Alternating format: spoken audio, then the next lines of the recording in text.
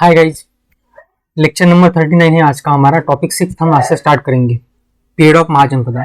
अब ये जो टॉपिक है ना, टॉपिक 6, ये काफ़ी इंपॉर्टेंट है और यहाँ से जितने भी टॉपिक्स आएंगे हिस्ट्री ऑप्शनल के या फिर एंशिएंट हिस्ट्री के, ये थोड़े कॉम्प्लेक्स हो जाते हैं। अभी तक जो हमने पास्ट टॉपिक डिस्कस किए वो काफ़ी एक तरह से स्ट्रेट फॉरवर्ड थे, ज़्यादा कुछ वहाँ पे कॉम्प्लेक्सिविटी थी नहीं, लेकिन यहाँ से काफ़ी ज़्यादा कॉम्प्लेक्सिविटी जो है बढ़ने वाली है।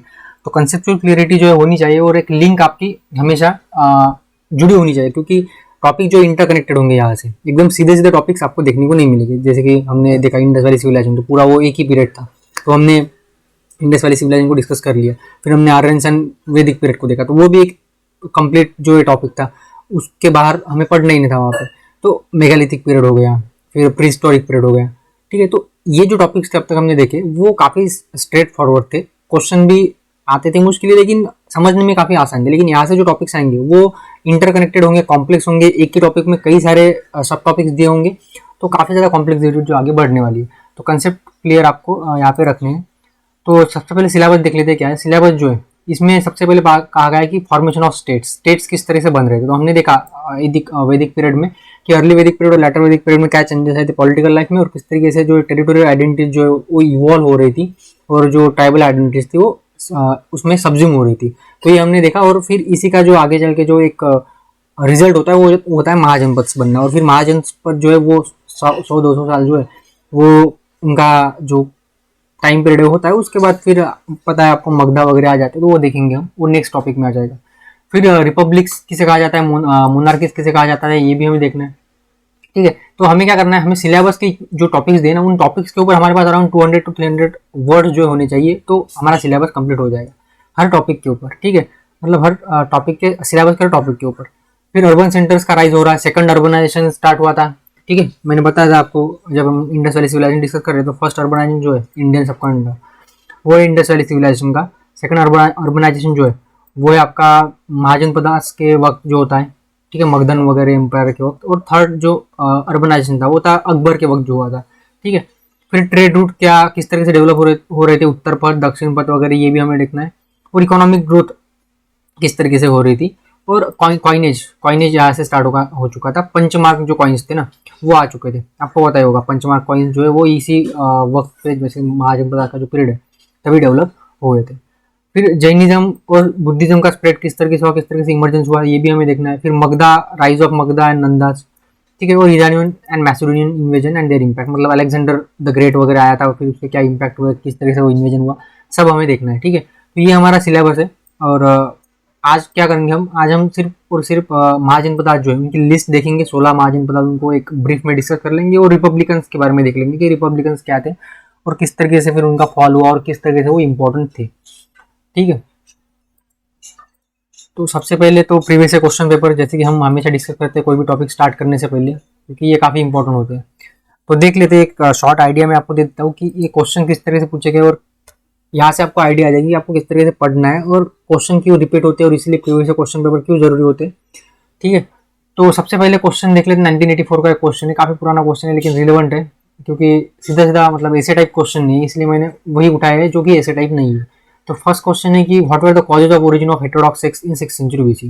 जो हेटेरोडॉक्स सेक्ट जो थे, जैसे कि जैनिज्म हो गया, बुद्धिज्म हो गया और आजीविका सेक्ट वगैरह, तो ये क्यों इवॉल्व हुए थे 6th सेंचुरी बीसी में। तो काफ़ी सिंपल और स्ट्रेट फॉरवर्ड क्वेश्चन है, इसके आपको कॉजेज बताने हैं। तो आप बता सकते हो कि सबसे पहला कॉज तो ये था कि जो रिचुअलिस्टिक जो रिलीजन था वो काफ़ी महंगा हो चुका था, जैसे कि काफ़ी होम हॉर्न होते थे तो लोगों को ये पसंद नहीं आ रहा था। फिर उपनिषद जो है वो डेवलप, मतलब एक तरीके से इमर्ज हुए, लेकिन उनकी जो फिलोसॉफी थी और उनकी जो लैंग्वेज थी वो संस्कृत थी, लोगों को समझ में आती नहीं थी। कास्ट सिस्टम का भी प्रिवेलेंट थी। आर्यंस जो क्षत्रिय थे उनको समाज में सेकंड पोजीशन पर रखा गया था, ब्राह्मण्स को फर्स्ट पोजीशन पर रखा गया था। तो ये कई ज़्यादा फैक्टर्स थे। और साथ ही साथ जो ब्राह्मणिकल जो सोर्सेज थे, जो रिलीजन था वहाँ पे जो यूजरी थी, मतलब कि उधार लेना, वो एक तरीके से अलाउ नहीं था। तो जो ट्रेडर्स थे उनके जो इंटरेस्ट थे वो इम्पैक्ट हो रहे थे। तो ये 5-6 रीजन है, यही आपको एक्सप्लेन करने हैं। और इसी वजह से जो वो हेटेरोडॉक्स सेक्ट डेवलप हुए थे। और इन्होंने इक्वलिटी की बात की थी, इन्होंने उधारी वगैरह ऐसा कुछ कहा नहीं था कि नहीं ऐसा नहीं होना चाहिए, ऐसा होना चाहिए। फिर अंधश्रद्धा काफ़ी कम थी, सुपरस्टिशन काफ़ी कम थे। इन्होंने क्षत्रियो को फर्स्ट पोजीशन पे रखा था, कास्ट सिस्टम वगैरह में ज़्यादा मानते नहीं थे। तो ये कुछ रीजंस थे जिसकी वजह से हेटेरोडॉक्स जो सेक्स थे वो 6th सेंचुरी बीसी में इवॉल्व हुए थे। तो काफ़ी सिंपल क्वेश्चन है, काफ़ी बार रिपीट हो चुका है, यही नहीं इसके बाद भी काफ़ी बार आपको ये क्वेश्चन रिपीट होता हुआ देखने को मिलेगा और अलग अलग तरीके से ये क्वेश्चन आगे भी पूछा जा सकता है। फिर सेकंड क्वेश्चन देखिए इससे related, discuss the social economic factors for the rise of Buddhism. देखिए सेम क्वेश्चन है, बस थोड़ा वर्ड बदल दिए गए कि सोशल इकोनॉमिक फैक्टर्स आपको बताने हैं बुद्धिज्म के राइज के। How far was it influenced by the Upanishadic thoughts, बस एक नया टॉपिक डाल दिया गया है यहाँ पे। वहाँ पे बुद्धिज्म एंड जैनिज्म दोनों के ऊपर था, मतलब वहाँ पे एक तरह से हेटेरोडॉक्स सेक्स कंप्लीटली पूछा गया था। वहाँ पे आपको किसी एक सेक्स के ऊपर फोकस नहीं करना था। यहाँ पे आपको स्पेशली बुद्धिज्म के ऊपर क्वेश्चन पूछा गया कि किस तरीके से सोशल एंड इकोनॉमिक फैक्टर जो इंपॉर्टेंट थे। सबसे पहले सोशल फैक्टर आप बता सकते हो, इक्वालिटी समाज में नहीं थी, ठीक है, वो एक सबसे इंपॉर्टेंट फैक्टर था। और इकोनॉमिक फैक्टर में आप क्या बता सकते हो कि इकोनॉमिक फैक्टर में जैसे कि यूजरी अलाउ नहीं थी, ठीक है, तो ट्रेडर्स के इम्पैक्ट काफी, ट्रेडर्स के जो इंटरेस्ट थे वो इम्पैक्ट हो रहे थे। तो ये तो दो ही फैक्टर है। तो आगे हम जब बुद्धिज्म डिस्कस करेंगे तो डिटेल में डिस्कस करेंगे। फिर how far it was influenced by Upanishad thought, जब हमने उपनिषद के बारे में डिस्कस किया था तो मैंने आपको बताया था, ठीक है, तो वो लेक्चर देख लेना। Write a short essay on intellectual revolution in 6th century. वही इंटेलेक्चुअल रिवॉल्यूशन हो रहा है, मतलब क्या, तो उपनिषद, बुद्धिज्म, जैनिज्म, यही इंटेलेक्चुअल रिवॉल्यूशन से इसको आपको एक्सप्लेन करना होगा, तो देखेंगे आगे जब आएगा तब। Trace the rise of Magadhan imperialism up to the times of Nandas with the particular reference to its policy towards the non-monarchical states, discuss the factors that contribute to its success। अभी यहाँ पे सीधा सीधा क्वेश्चन है Magadhan empire के ऊपर, किस तरीके से मगधन एम्पायर जो डेवलप हुआ था फ्रॉम 16 महाजनपद। 16 महाजनपद थे, लेकिन एट द एंड सिर्फ 4 रहते हैं, और 4 में से भी फिर मगधन एम्पायर जो है वो 300 BC के आसपास जो है पूरे इंडियन सब कॉन्टिनेंट में जो अपना एक तरीके से इम्पैक्ट जो है मगधन एम्पायर का हो जाता है। और एक तरीके से इंपीरियलिस्टिक पॉलिसी थी उनकी, जैसे कि नॉन मोनार्कियल जो स्टेट है जैसे रिपब्लिक, उनको उन्होंने एनेक्स कर लिया था। तो ये इसको यहाँ पे आपको एक्सप्लेन करना होगा नंदाज, और मतलब नंदाज के टाइम तक, ठीक है, नंदाज के टाइम तक किस तरीके से ये चल रहा था, क्योंकि उसके बाद तो फिर मौर्यन आ जाते हैं ना, तो वो फिर नेक्स्ट टॉपिक में आ जाएगा। फिर यहाँ पे आपको उसके उनके सक्सेस के लिए क्या फैक्टर्स रिस्पॉन्सिबल थे वो भी बताने हैं, तो देखेंगे हम आगे जब हमारा टॉपिक आ जाएगा, ठीक है। Give the account of Republic in pre modern period. Pre modern period में जो रिपब्लिक्स थे उनके बारे में आपको बताना है, जैसे कि वाजिद हो गया, मल्लाज हो गया, लिच्छविज तो नहीं थे प्री मॉडर्न पीरियड में, ठीक है, ये दो थे प्री मॉडर्न पीरियड में, वाजिद और मल्लाज। और क्या फैक्टर थे उनकी डिक्लाइन के लिए, तो ये हम आज डिस्कस करने वाले हैं, ठीक है। Right a short essay on essence of early Jainism. Early Jainism के इसेंस के ऊपर ये क्वेश्चन नहीं आएगा अभी, क्योंकि इस तरह के क्वेश्चन अभी नहीं आते, ये स्ट्रेट फॉरवर्ड क्वेश्चन है। राइट अ शॉर्ट एसे, इस तरह के क्वेश्चन भी नहीं आते, लेकिन ये क्वेश्चन क्या देख लेते हैं कि सोशियो इकोनॉमिक जो कंडीशन नॉर्थ इंडिया की ड्यूरिंग प्री मॉडर्न पीरियड, उसके ऊपर ऐसे, तो ऐसे क्वेश्चन अभी नहीं आते, ये काफ़ी आसान क्वेश्चन है। What role did iron play in, ये क्वेश्चन हमने डिस्कस किया था, मतलब आयरन का क्या इंपैक्ट है ये हमने कभी तो भी डिस्कस किया था मेगालिथिक पीरियड में, या तो वही से है, ठीक है, ये question. Changing political economic life में क्या इम्पैक्ट हुआ था आयरन का, तो हमने देखा था, डिस्कस किया था कि आयरन जब आया तो आयरन इम्प्लीमेंट बनने लगे, आयरन इम्प्लीमेंट बने तो उससे जो टूल्स बनने लगे, या फिर हम हाँ यही बोल सकते टूल्स बनने लगे, तो जो एग्रीकल्चर था वो काफ़ी आसान हो गया, क्योंकि आयरन जो था काफ़ी हार्ड हुआ करता था और फ्लेक्सिबल भी हुआ करता था। फिर पॉलिटिकल लाइफ में क्या चेंजेस आए थे, तो आयरन से जो वेपन्स बनते थे, फिर वो वेपन्स काफ़ी एक तरीके से इफेक्टिव थे, और जो चैरियट्स जो थे आयरन से बने हुए वो हल्के होते थे। तो ये सारे जो पॉइंट्स हैं आपको वहाँ पे एक्सप्लेन करने होंगे। फिर 6th century BC was a period of religious and economic unrest in India. बिल्कुल, यहाँ पे रिलीजियस अनरेस्ट हुआ था, 2-3 नई सेक्ट्स जो है डेवलप हुए थे, और इकोनॉमिक अनरेस्ट भी हो रहा था। तो ये हमें आगे देखना ही है, ठीक है। तो ये कुछ क्वेश्चन है हमने देखे, नेक्स्ट देख लेते हैं, नेक्स्ट कौन से क्वेश्चन है। The trace the development of urbanization from 3rd million BC to 6th million BC। ये काफ़ी डिफिकल्ट क्वेश्चन है, और इसीलिए आपका एनालिटिकल अप्रोच होना काफ़ी ज़्यादा ज़रूरी है, कि आपको यहाँ पे अर्बनाइजेशन को ट्रेस करना है, किस तरीके से अर्बनाइजेशन स्टार्ट हो रहा है 3rd मिलियनियम BC में, और 6th सेंचुरी BC तक वो चल रहा है। मतलब 3rd मिलियनियम BC मतलब कि इंडस वैली सिविलाइजेशन की यहाँ पे बात हो रही है। तो वहाँ से जो अर्बनाइजेशन स्टार्ट हुआ था वो 6th सेंचुरी BC तक किस तरह से चला है, ये इसके ऊपर क्वेश्चन है। तो काफ़ी ज़्यादा मुश्किल क्वेश्चन है, एक ही टॉपिक में ये कवर नहीं होगा। मतलब जैसे कि हमने इंडस वैली सिविलाइजेशन पढ़ा, फिर हमने आर्यन वैदिक पीरियड को पढ़ा, और अब हम ये पढ़ रहे हैं, तो तीनों टॉपिक्स को मिला के इस क्वेश्चन का आंसर देना है, ठीक है। तो ये ऐसे किसी एक टॉपिक में नहीं आएंगे, इसीलिए आपका एनालिटिकल होना काफ़ी, मतलब कि एनालिटिकल अप्रोच होना काफ़ी ज़रूरी है। और इसीलिए जो नोट्स जो दे रहा हूँ मैं, उनको पढ़ना जरूरी है, क्योंकि आप वीडियोज़ को देखोगे तो आपके पास कंसेप्ट क्लियर होंगे, एक कंसेप्चुअल क्लियरिटी होगी। थीम बेस्ड वीडियोज़ होते हैं हमारे, लेकिन जब आप खुद पढ़ोगे ना नोट्स को, तभी जाके आप इस तरह के क्वेश्चन जो है सॉल्व कर पाओगे। इसलिए नोट्स को पढ़ना काफ़ी ज़रूरी है, ठीक है। तो नोट्स जो है आपको परचेज करनी चाहिए। Evaluate the introduction of iron technology. Iron technology है, इसका इंट्रोडक्शन जो हुआ है, ठीक है, इंडियन सब कॉन्टिनेंट में, और किस तरीके से फिर ह्यूमन हिस्ट्री जो डेवलप हुई है एंशिएंट इंडिया की, इसके ऊपर आपको कमेंट करनी है। तो मतलब कि आयरन टेक्नोलॉजी का इंट्रोडक्शन हुआ और इससे क्या इम्पैक्ट हुए, यही क्वेश्चन है सीधा सीधा। बस आपको समझना है कि क्वेश्चन क्या है। ऐसे the importance of Jain tenets and the relevance to humanity, काफ़ी मतलब इंपॉर्टेंट क्वेश्चन है, आ सकता है, रिपीट हो सकता है कि जो जैन टेनेट्स थे, मतलब जो जैन प्रिंसिपल्स थे, उनका इंपॉर्टेंस क्या है वो आपको बताना है और किस तरीके से आज भी वो ह्यूमैनिटी के लिए रिलेवेंट है। तो यही आपको, जैसे कि वो कहते हैं कि चोरी नहीं करनी चाहिए, हमेशा सही जो है वही मार्ग चुनना चाहिए, कभी भी असत्य का साथ नहीं देना चाहिए। तो इस तरीके से बातें वहाँ पे की गई है, तो ह्यूमैनिटी के लिए रिलेवेंट है। आप जब हम जैनिज्म को डिस्कस करेंगे तो क्वेश्चन आपको आसान हो जाएगा। ये Buddha's teaching to large extent could be helpful in understanding and resolving the problems of today student. बिल्कुल, बुद्धा की जो टीचिंग थी वो किस तरीके से आज भी रिलेवेंट है, यही क्वेश्चन है। क्रिटिकली एनालाइज क्वेश्चन डिस्कस करेंगे हम जब बुद्धिज्म को डिस्कस करेंगे। फिर examine the relationship among economic growth, urbanization, state formation from 7th century to 3rd century BC. 7th century BC से लेकर 3rd सेंचुरी बीसी तक किस तरीके से इकोनॉमिक ग्रोथ, अर्बनाइजेशन और स्टेट फॉर्मेशन तीनों एक दूसरे के ऊपर डिपेंडेंट है, इंटरडिपेंडेंट है, इसको आपको यहाँ पे बताना है। तो जब हमारा ये लेक्चर हो जाएगा, मतलब आने वाले 2-3 लेक्चर, तो इस क्वेश्चन को आप आसान से अटेम्प्ट कर सकते हो। फिर बुद्धिज्म एंड जैनिज्म जो है वो एक सोशल मूवमेंट थी, ऐसा यहाँ पे बोला गया है, ना कि रिलीजियस मूवमेंट। मतलब under the umbrella of religion वो एक सोशल मूवमेंट थी। कमेंट जब हम बुद्धिज्म जैनिज्म डिस्कस करेंगे, it will be easier for you to answer this question. Next है गिव एन अकाउंट ऑफ गणाधन संघ। गणाधन संघ जो है इसके बारे में आपको यहाँ पे बताना है। मतलब वही रिपब्लिकन जो state non monarchical state system थी, जो आज का लेक्चर होने के बाद आप आसानी से इस क्वेश्चन का आंसर दे सकते हो। And why did it decline, question repeat हुआ है, हमने पहले भी देखा था ये क्वेश्चन। देखिए यहाँ पे क्वेश्चन रिपीट होते हैं यहाँ पे, कहाँ पे, हाँ ये रिपब्लिक्स के बारे में बताना है, प्री मॉडर्न पीरियड में क्यों वो डिक्लाइन हुई।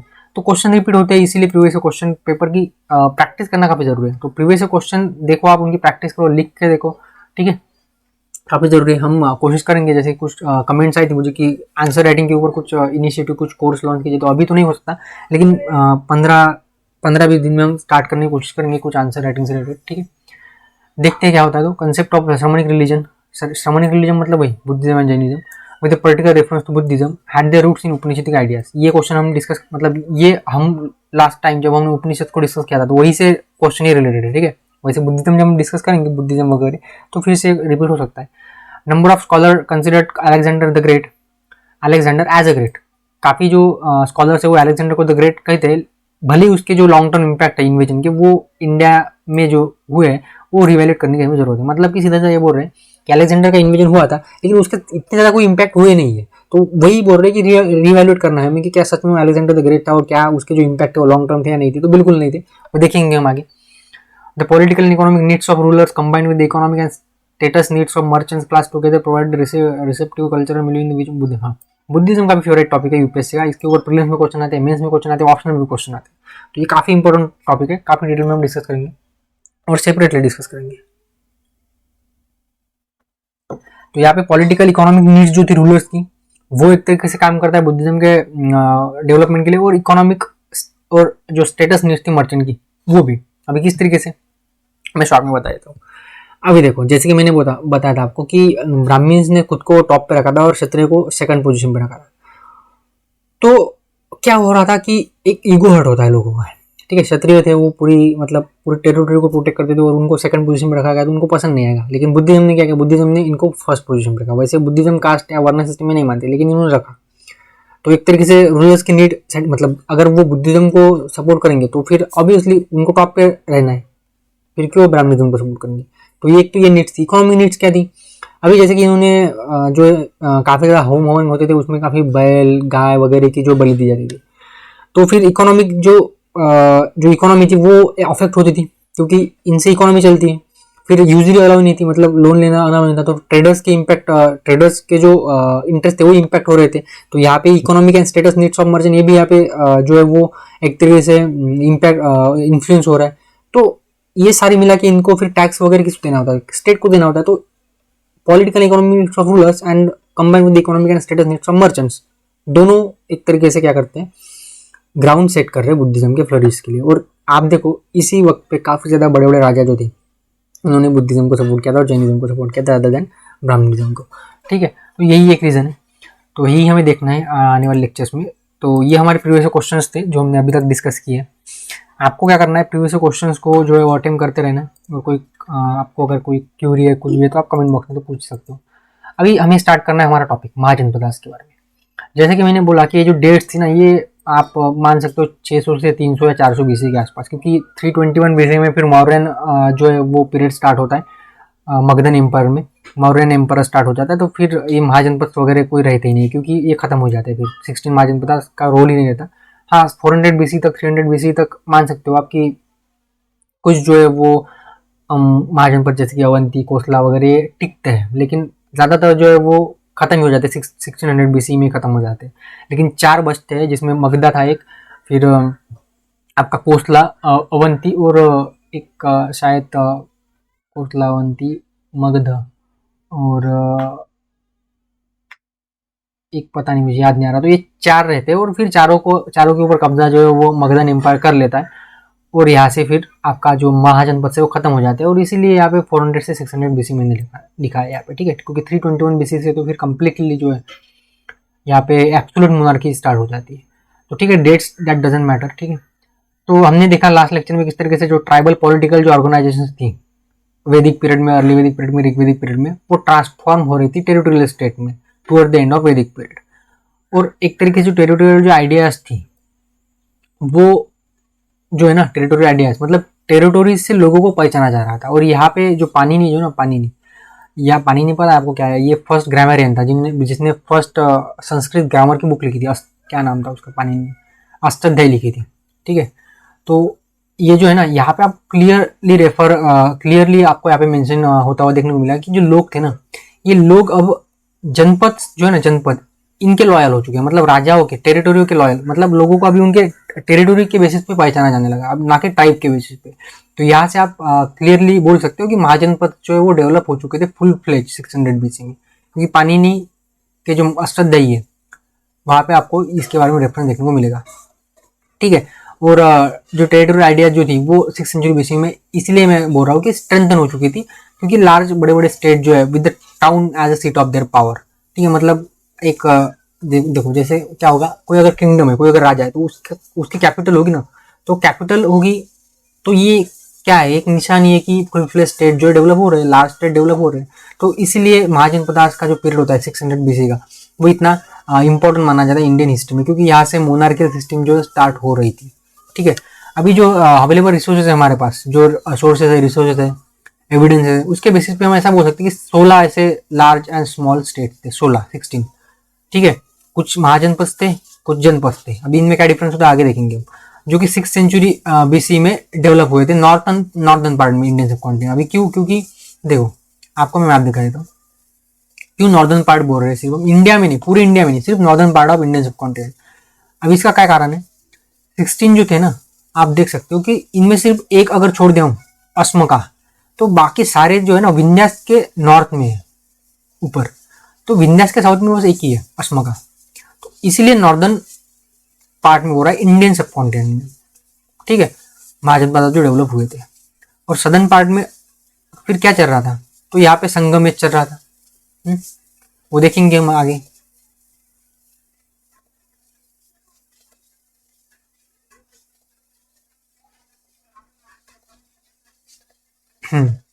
तो हम कहा थे, हम थे कि 16 large and small state develop हुए थे इंडियन सबकॉन्टिनेंट के नॉर्दर्न पार्ट में। अभी जितने भी सोर्सेज हमारे पास अवेलेबल है, उसमें से जो एंशियंट बुद्धिस्ट टेक्स्ट है, अंगुतारा निकाय, यहाँ से हमें जो लिस्ट मिली है 16 स्टेट की, यही वाइडली एक्सेप्टेड है, ठीक है। हाँ, एक दो नाम इधर उधर बाकी सोर्सेज में है, लेकिन वाइडली एक्सेप्टेड है ये कि 16 जो ग्रेट किंगडम्स थे वो यही से उठाए गए, यही से लिस्ट उनकी ली गई है, ठीक है। लेकिन कुछ अदर सोर्सेज जो वेरिएबल लिस्ट देते हैं, लेकिन एक दो चेंजेस होते हैं वहाँ पे, ऐसा कुछ ज़्यादा नहीं है। तो महाजनपद का मतलब क्या होता है? मतलब कि ग्रेट स्टेट, बड़े बड़े स्टेट, लार्ज स्टेट, ठीक है, जिनमें उनकी कैपिटल सिटीज हुआ करती थी, एक तरीके से अर्बन एलिमेंट स्टार्ट हो चुके थे, पॉपुलेशन बढ़ चुकी थी, तो ग्रेट स्टेट, बड़े बड़े स्टेट। अब ये कौन से थे? तो गांधारा, कंबोजा, लोकेशन देखेंगे अभी हम मैप में, क्योंकि मैप इंपॉर्टेंट होते हैं। असका, वत्स, अवंती, सूरसेना, छेदी, मल्ल, कुरु, पंचला, नाम आपने सुने होंगे कहीं ना कहीं। तो जैसे कि अवंती का नाम आपने देखा होगा, आपने ये काफ़ी मूवीज वगैरह में यूज करते हैं राजा मतलब दिखाने के लिए, वो एक तरीके से हम बोल सकते हैं कि मिथिकल यूज करते हैं, लेकिन ठीक है, फिर भी अवंती जैसे आपने बाहुबली मूवी में देखा होगा। फिर छेदी, मल्ल, कुरु, पंचाला, मत्स्य, फिर ये जो नाम है ये 4 से 5, ये आपने महाभारत में सुने होंगे। तो ये नाम आपने सुने हैं, वाजी, अंग, काशी। काशी मतलब जो आज का प्रेजेंट डे बनारस वगैरह है ना, वो इसको काशी कहा जाता है। कोसला, मगधा, ये सारे जो है ना, ये सारे के सारे 16 महाजनपदार्थ की लिस्ट है। तो हम अभी इनको डिस्कस करेंगे, एक एक करके हम इसको डिस्कस करेंगे। लेकिन पहले हमें ये देखना है कि ये जो टाइम पीरियड है महाजनपदार्थ का, इसको हम पढ़ रहे हैं तो किस बेसिस पे पढ़ रहे हैं, क्या सोर्सेज अवेलेबल है हमारे पास। तो मैप भी देखेंगे, लेकिन पहले सोर्सेज को देख लेते हैं, क्या सोर्सेज हमारे पास अवेलेबल है जिनके बेसिस पे हम इन 16 महाजनपदार्थ को पढ़ रहे हैं। तो जो सोर्सेज है for Mahajanapadas, the period between 600 to 300 BC जो है, ये पीरियड कहा जाता है जहाँ पे काफी ज्यादा social, political and economic changes हुए थे, बिल्कुल हुए थे। सोशल चेंजेस हुए थे, पॉलिटिकल चेंजेस हुए थे, इकोनॉमिक चेंजेस हुए थे, जो हम आगे देखेंगे। और फिलोसॉफिकल नॉलेज के लिए एक तरीके से ट्विस्ट, मतलब लोग काफी ज्यादा फिलोसॉफिकल नॉलेज के पीछे भाग रहे थे, और इसीलिए काफी ज्यादा आपको यहाँ पे हेटेरोडॉक्स डेवलप होते हुए देखने को मिलेंगे।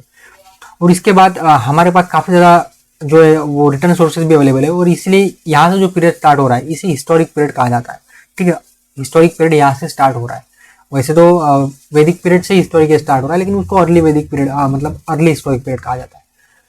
ठीक है, और आर्कियोलॉजिकल सोर्सेज ही थे अब तक हमारे पास पढ़ने के, लेकिन अभी हिस्टोरियंस के बाद जो है वो लिटरेरी सोर्सेज भी आ चुके हैं, हम ऐसा बोल सकते हैं। तो आप इंट्रोडक्शन में ऐसे कुछ लाइनें बता सकते हो, अगर महाजनपदार्थ के ऊपर कुछ इंट्रोडक्शन वगैरह आपको लिखना है, उनका न्यूज दिस लाइन्स।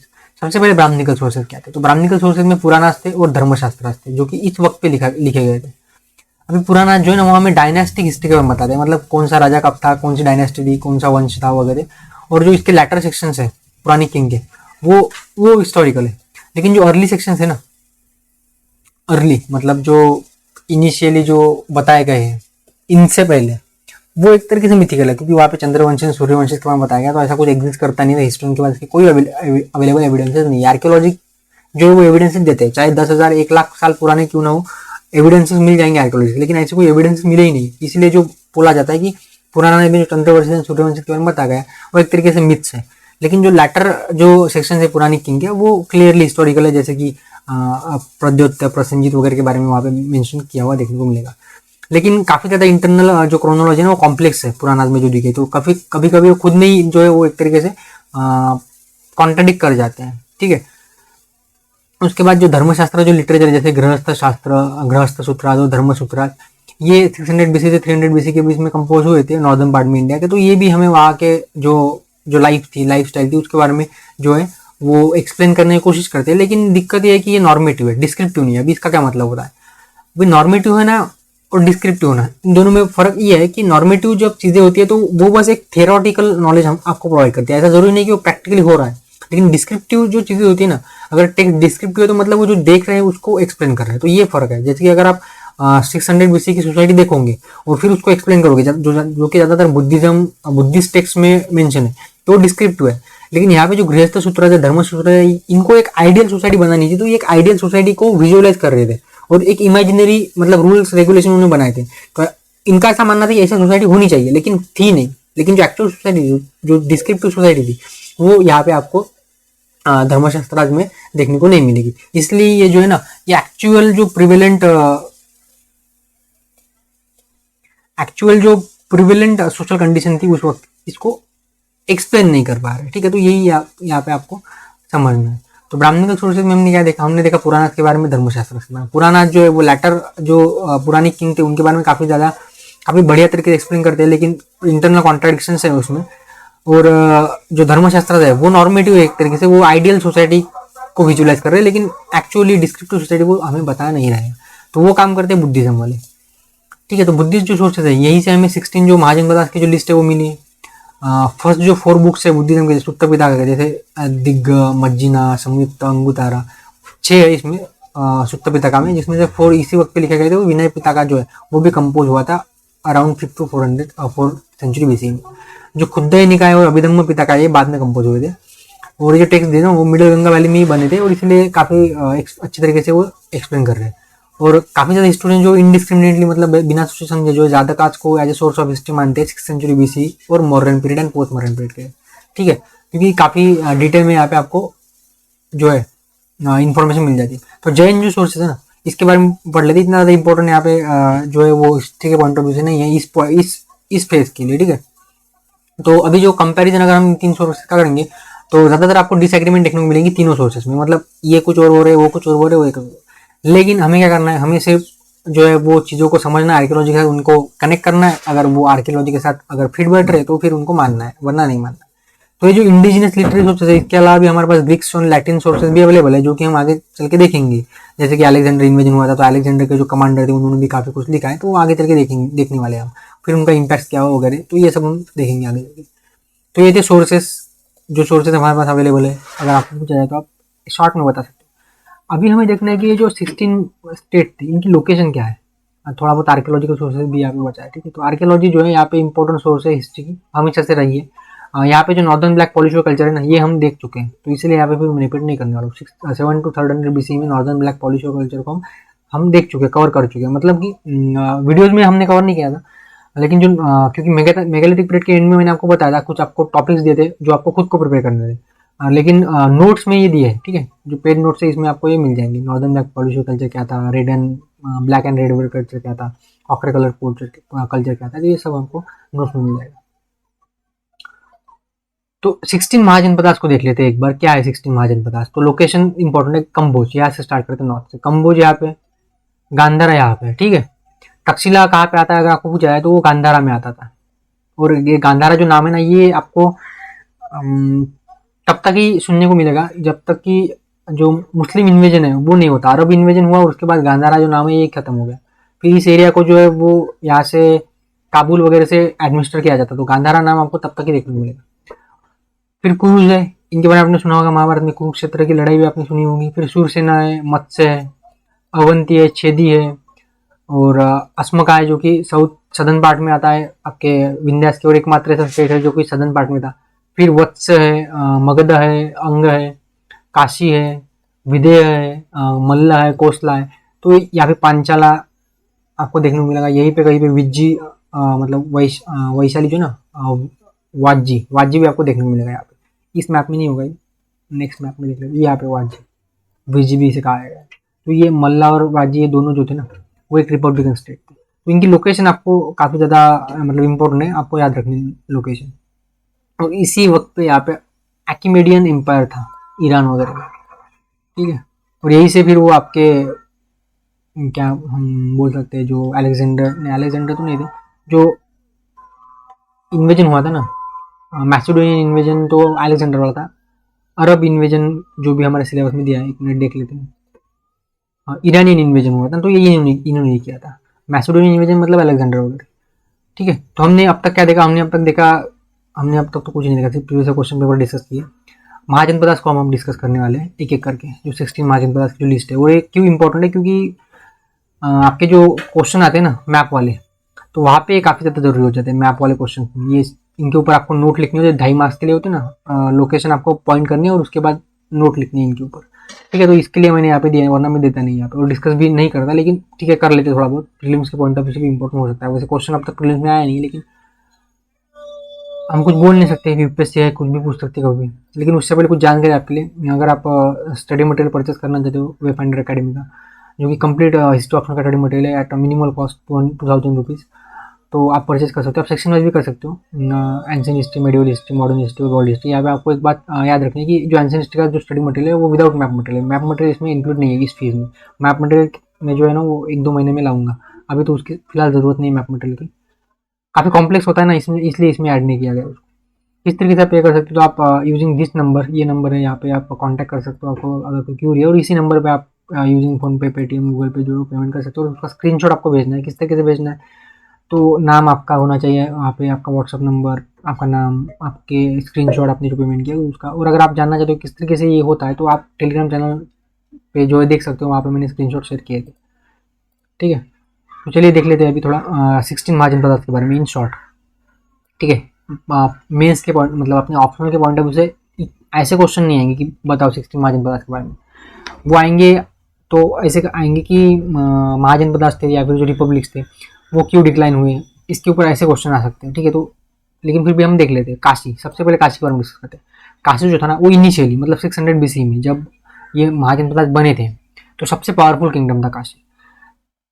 जब वो कोसला में मर्ज हुआ था ना उससे पहले, क्योंकि बाद में तो फिर 4 स्टेट रहे थे, कोसला, अवंती, मगधा, ये याद ही नहीं आ रहा है, ठीक है देख लेते हैं आगे। The most powerful kingdom before merging into Kosala, तो काशी जो था ना वो वरुणा रिवर और अशी जो रिवर है उससे बाउंडेड था। इसकी कैपिटल थी वाराणसी, मतलब आज का बनारस, और गंगा नदी के बैंक पे था।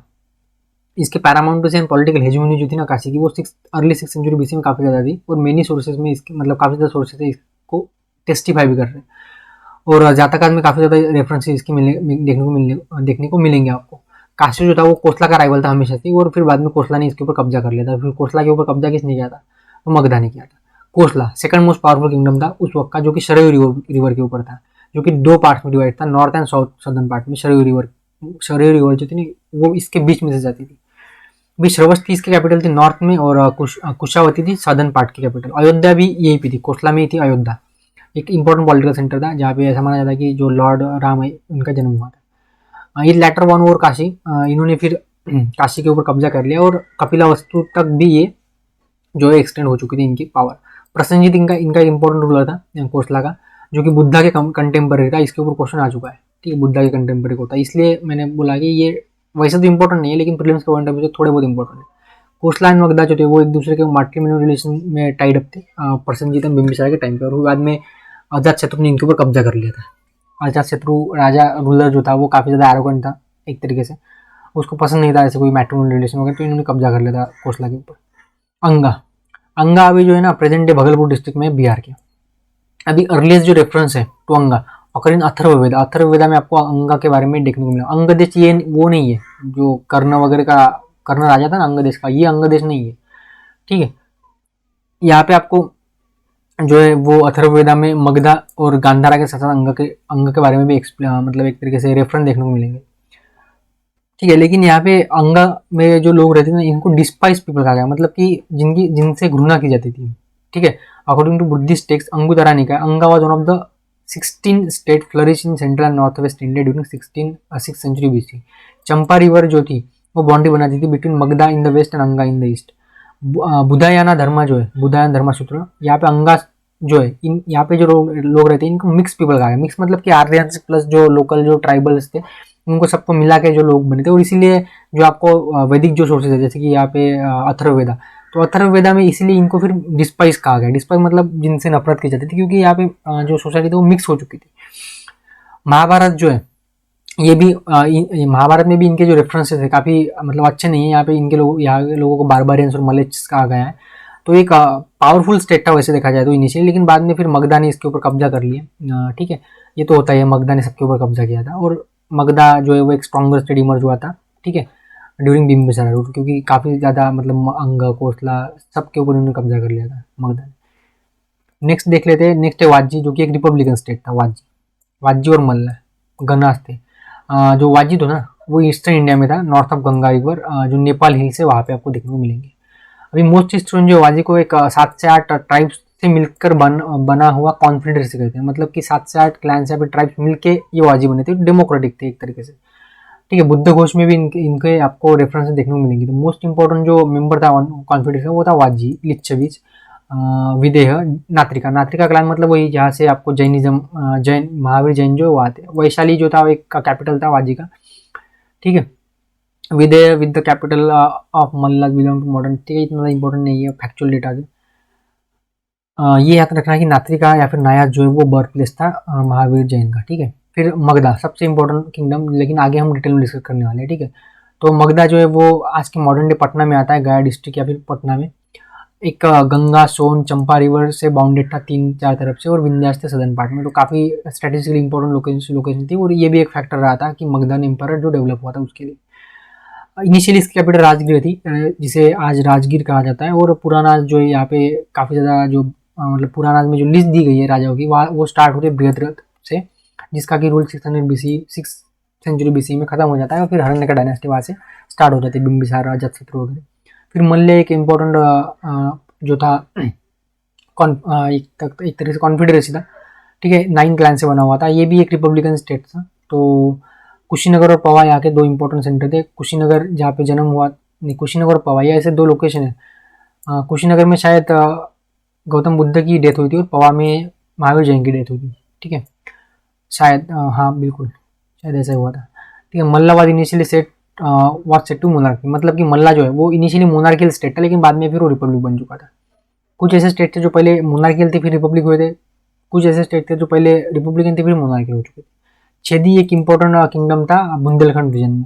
वत्स या फिर वंश, ये गंगा के साउथ में था, कॉटन टेक्सटाइल के लिए काफ़ी फेमस था, तो ये काफ़ी इंपॉर्टेंट फैक्ट है प्रीलिम्स के लिए।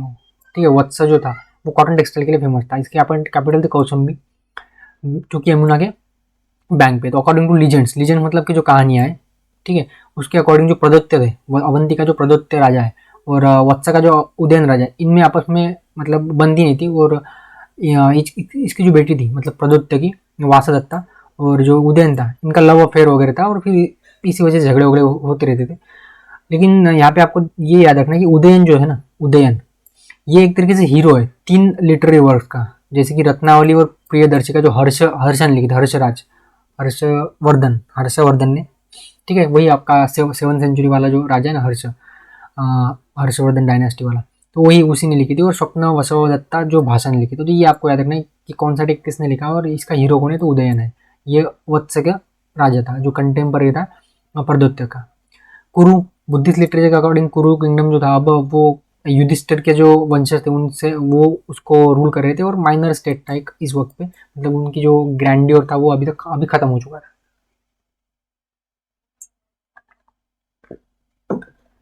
तो ये 9 स्टेट के बारे में हमने अब तक डिस्कस कर लिया। आगे देखते हैं मत्स्य देश के बारे में। मत्स्य जो था ये आज के राजस्थान में आपको देखने को मिलेगा। इसकी कैपिटल जो थी विराटनगर थी। आपने देखा होगा मत्स्य देश के बारे में, आपने सुना होगा महाभारत वगैरह में। पंचाला जो थी इसके बारे में आपने सुना होगा, ठीक है। तो रोहिलखंड एरिया में ये हुआ करता था, सेंट्रल दोआब रीजन में, गंगा रिवर, और इसकी कंपिल्य कैपिटल थी पांचाली जो थी, वो यहीं से आया करती थी, ठीक है। सौरसेना इनकी कैपिटल थी मथुरा में। बुद्धिस्ट ट्रेडिशन के हिसाब से यहाँ का अवंतीपुत्र एक राजा था जो कि बुद्धा का डिसाइपल था। असका, तो असका एक 16 महाजनपद में से एक स्टेट था अंगुत्रा निकाय के हिसाब से। ये जो स्टेट था वो गोदावरी रिवर के ऊपर लोकेटेड था और साउथ में था ये, ठीक है। एकमात्र ऐसा स्टेट था जो कि साउथ ऑफ विंध्यास था, मतलब दक्षिण पथ में था, ठीक है। और अवंती सबसे एक इम्पोर्टेंट स्टेट था ये अवंती, वेस्टर्न इंडिया का इम्पोर्टेंट स्टेट था। आज का प्रेजेंट जो मालवा है वहाँ पे आएगा। और was one of the 4 great monarchies in India when Buddhism arose. जैसे कि मैंने कहा था ना आपको कि 4th सेंचुरी आते आते सिर्फ 16 में से 4 ही इंपॉर्टेंट स्टेट रह चुके थे, तो उसमें से एक था। अभी 4 कौन से थे, तो अवंती 1, कोसला 2 और मगधा 3, और जो चौथा मुझे याद नहीं आ रहा था वो था वत्स, ठीक है। Avanti was divided into north and south by river Vetravati. Initially Mahishmati इसकी कैपिटल थी, महिष्मती, वो बाहुबली वगैरह आपने देखा होगा, तो वो वही है महिष्मती, ठीक है। तो ये ऐसे रेफरेंसेस यूज करते हैं हमारी हिस्ट्री से जो मूवी बनाने वाले होते हैं। तो और अवंती के बारे में भी महाभारत मतलब उसी में आपको देखने को मिलेगा, जो माँ क्या थी, महासेना नहीं, ठीक है जाने दो, मूवीज का क्या करना है।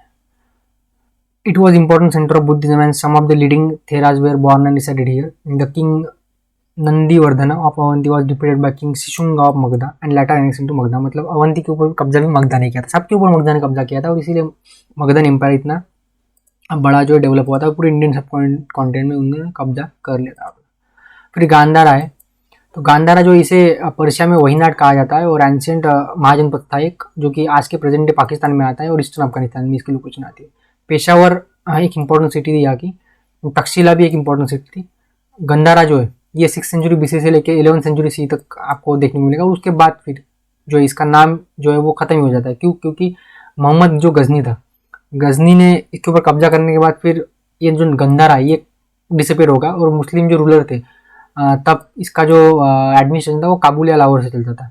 मुगल टाइम पे काबुल का ही एक पार्ट था। गांधारा जो था उत्तर पथ में लोकेटेड था, और इंटरनेशनल ट्रेडिंग सेंटर था, कमर्शियल सेंटर था। तो काफ़ी बोरिंग चीज़ें ये ऐसे चीज़ें बताना, क्योंकि इसमें कुछ नहीं समझ आना, तो थोड़ा आप पढ़ के समझ सकते हो। फिर कौसम्बी वही उत्तर पथ में लोकेटेड था, आपने देखा एकदम नदन मोस्ट महाजनपद था। एंशियंट लिटरेचर में कंबोज जो है वो गांधारा और बैक्टीरिया के साथ एसोसिएटेड है। बैक्टीरिया मतलब जो ग्रीक थे उनको इंडो ग्रीक थे, उनको बैक्टीरिया कहा जाता है। Original Kamboja was located in eastern Oxus country as neighbour to वही का मतलब बैक्टीरिया के नेबर था, और कैपिटल जो था वो राजपुरा था, मॉडर्न डे कश्मीर। तो ये 16 महाजनपद को हमने डिस्कस कर लिया। आप आराम से पढ़ सकते हो, नोट्स बना सकते हो प्रीलिम्स के पॉइंट ऑफ व्यू से इनसे, क्योंकि क्वेश्चन आते रहते हैं। अभी हम चलेंगे थोड़े इंपॉर्टेंट और इंटरेस्टिंग चीज़ों की तरफ। ये काफ़ी बोरिंग चीज़ें थी। अभी हमें डिस्कस करना है रिपब्लिकन्स के बारे में, क्या रिपब्लिक्स थी, क्या इनके फीचर्स थे, क्यों ये फॉल हुए, इनकी क्या सोशल पॉलिटिकल लाइफ थी। ठीक है, तो इसको हम डिस्कस करते हैं अभी। और यही से क्वेश्चन काफ़ी दो से तीन क्वेश्चन आपको देखने को मिलेंगे, आ जाते हैं।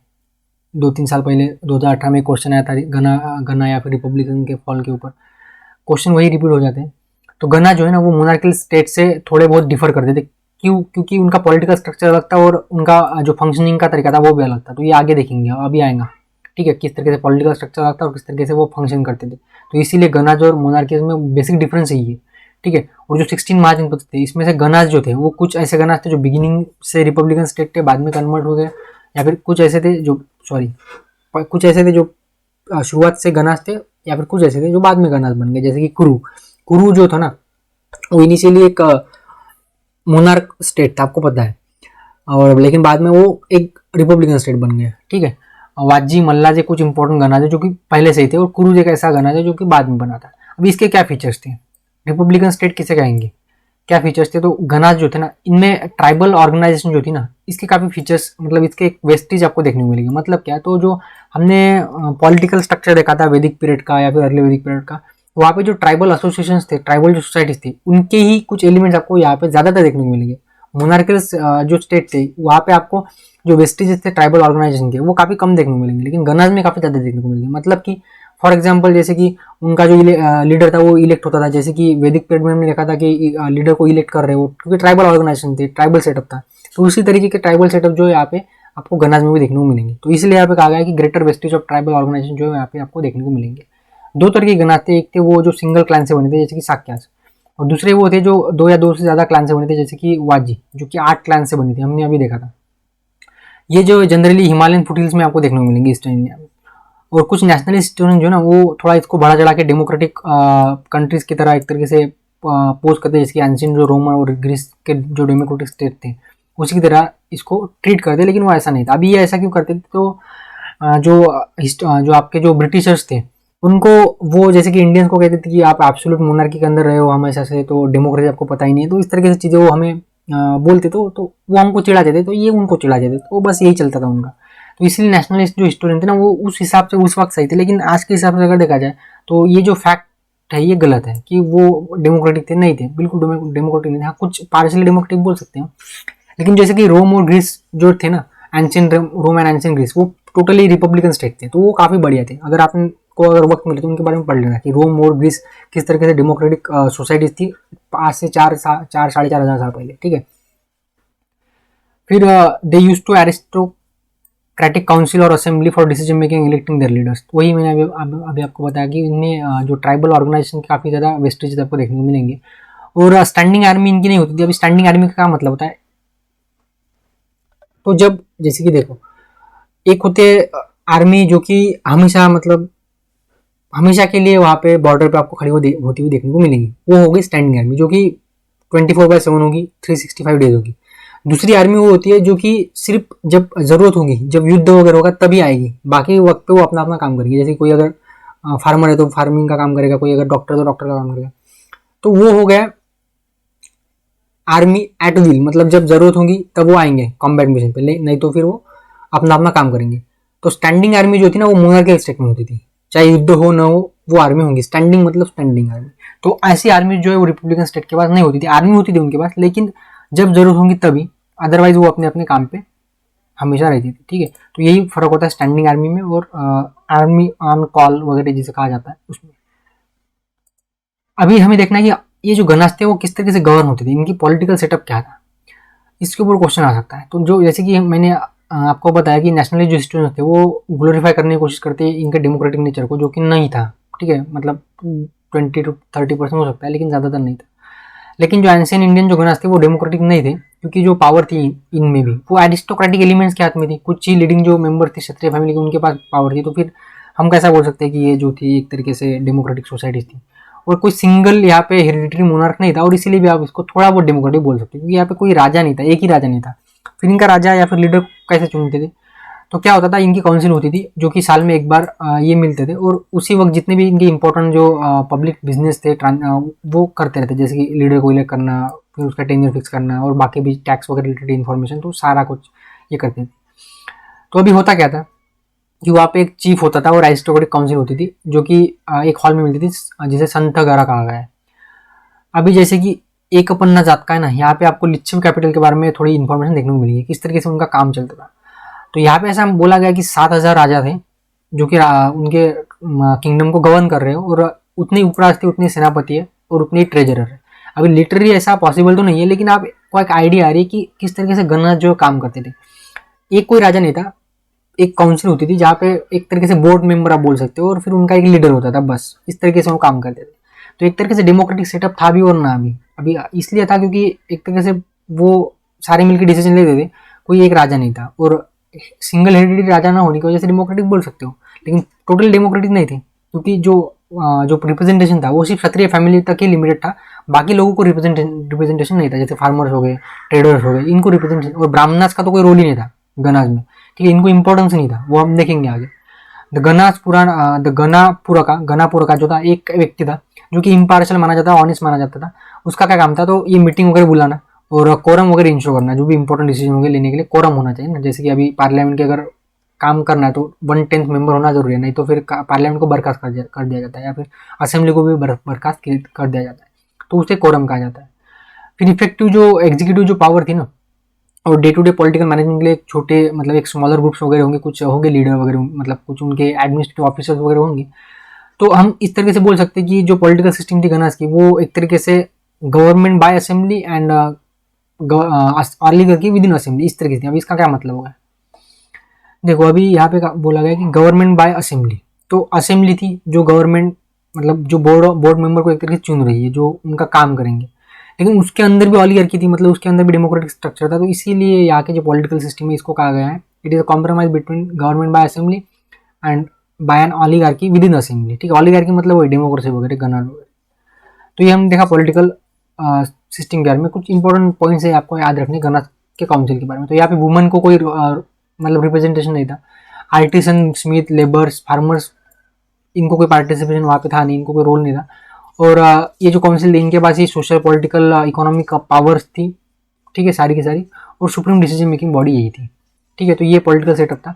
सोशल स्ट्रक्चर क्या था, तो समाज में सिर्फ दो ही तरह के डिवीजन, मतलब दो ही तरीके के क्लासेस थे, एक थे लेबर क्लास और एक थे क्षत्रिय क्लास, जो कि रूलिंग क्लास थे और रूल्ड क्लास थे।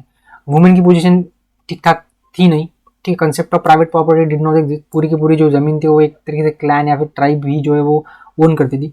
ब्राह्मण या पुरोहित की क्या पोजीशन थी, तो इतनी ज़्यादा इंपॉर्टेंट पोजीशन थी नहीं, क्योंकि ये लोग जो थे ना वो ज़्यादातर वैदिक फिलोसफी या फिर सैक्रिफाइस में मानते नहीं थे, ये बुद्ध एंड जैन को ज़्यादा फॉलो करते थे, ठीक है। इंडिविजुअल ओपिनियन को यहाँ पे टॉलरेट किया जाता था, मतलब इसीलिए कहा गया कि यहाँ पे थोड़ी बहुत डेमोक्रेसी थी, फ्री स्पीच वगैरह को यहाँ पे माना जाता था। तो गवर्नेंस में इनका कोई रोल था नहीं, इनका ब्राह्मणास वगैरह का। एंड लैंड ग्रांट्स वगैरह देखने को नहीं मिलेंगे ब्राह्मणास को, तो इसका मतलब कि यहाँ पे इनको ज़्यादातर मतलब बाकी मेंबर्स की तरह ही ट्रीट किया जाता था, तो इतना ज़्यादा कोई इंपॉर्टेंट इनको दिया गया था नहीं। तो सोशल स्ट्रक्चर यही था। नेक्स्ट देख लेते हैं कि इनका डिक्लाइन क्यों हुआ। गणराज्य एंड संघराज्य जो है लास्ट टॉपिक होगा आज का हमारा, इनका डिक्लाइन हुआ क्यों। अभी देखो इसके सीधे रीजन हम डिस्कस कर लेते हैं, क्या रीजन थे।